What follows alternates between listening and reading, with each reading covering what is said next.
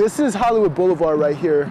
This right here over here is my friend's place. Pretty much that's like, you know, where people get showers and stuff, and it's supposed to be like a safe haven, you know, an opportunity to get off the streets. What we found in our research, I think, really challenges us to look at some issues in how services are organized and provided, and not put the onus for the disconnect entirely on characteristics of the young people themselves. We had a kid who could sleep at the shelter 3 nights a week, but 4 nights a week he had to sleep at the train station because those were the nights that he was working.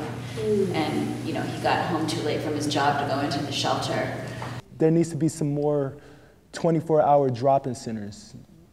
There are a few out there, but those are mainly for adults. A lot of the organizations were Christian-based. They were run by churches, and because technically I wasn't female, they wouldn't put me with the females. And because technically I look like a female, they wouldn't put me with the males because they didn't want to assume any liability for that. We heard from a number of young men who were in domestic violence situations where they had, you know, dad was beating up mom.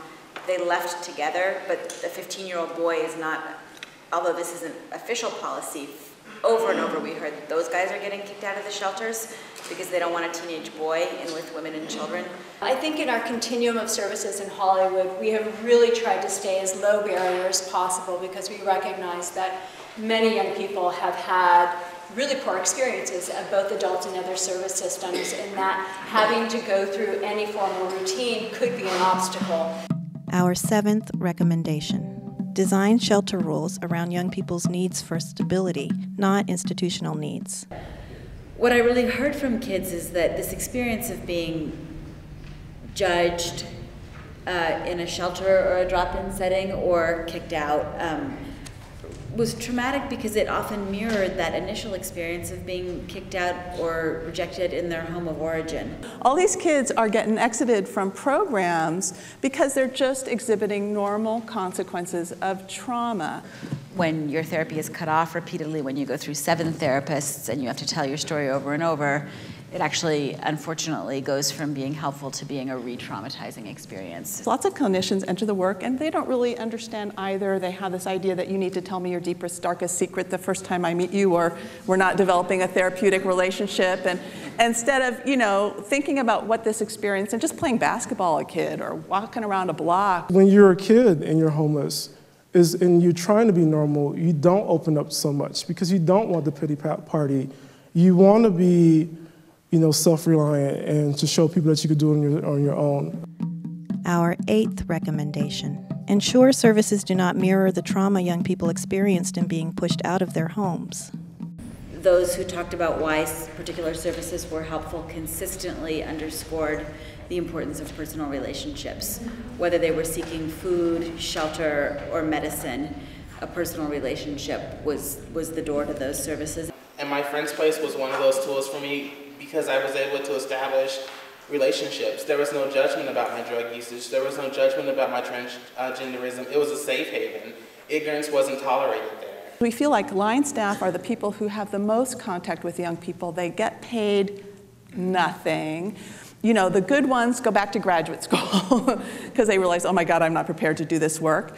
And the other ones, you know, may tough it out, but we lose people. There's about in the network, you know, 50 to 100% staff turnover in a year. And the staff turnover of adults in the system, when it's not handled gracefully, just replicates the trauma of their severed relationships with their parents.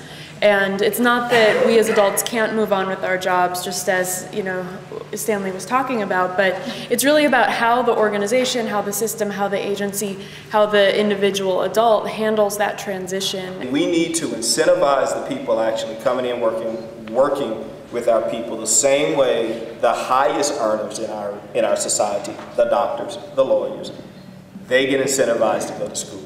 Our 9th recommendation. Trusting long-term relationships between staff and youth are the key to successful programs.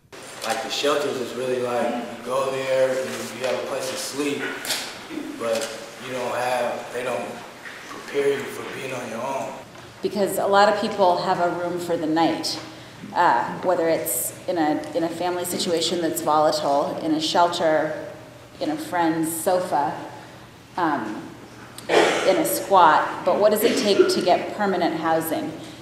The type of model that we provide is a model that is really a permanent housing model with what we call transitional services. The key to housing for this population, for youth, is to have the important support services connected to that housing. This place here, it helps you with your GED. You could get a job, you could shower, you could do your laundry, you could get clothes, you could get case management, you could get legal aid services. We do have some funding to provide shelters and transitional housing and permanent housing, but what we're really hearing is we don't have those kinds of linkages for the wraparound services that are really crucially needed to make these services work.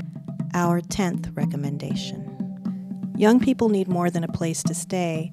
They need support services and help finding permanent housing. Design shelter rules around young people's needs for stability, not institutional needs. Ensure services do not mirror the trauma young people experienced in being pushed out of their homes. Trusting long-term relationships between staff and youth are the key to successful programs. Young people need more than a place to stay. They need support services and help finding permanent housing.